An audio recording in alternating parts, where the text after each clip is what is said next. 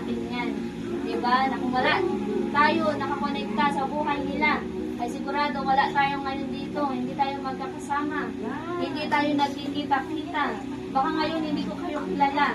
Pero glory to the name of Jesus dahil nakakonekta tayo sa tama at pinili talaga ng ating Panginoon.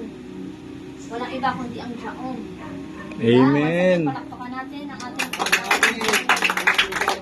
Kaya at the moment na nakakonekta tayo sa ministry na to, sigurado, surely your life will never be the same again. Amen. Lahat ng mga nakakonekta sa inyo, sigurado na merong ginagawa at merong tinatrabaho talaga ang ating Panginoon.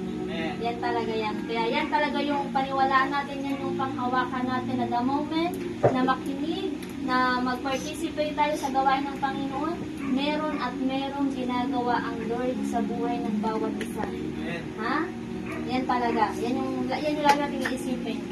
Ha? Hindi yan, kumbaga, hindi yan kaaksayahan ng oras nyo ng aba. Nandito kayo ngayon, na dapat natutulog na kayo kasi may mga pasok kayo bukas, pero glory to the name of Jesus, yung kalakasan na ibinagaloob ng Panginoon, maganda yan na gamitin talaga sa gawain ng ating buhay na Diyos, di ba? Amen.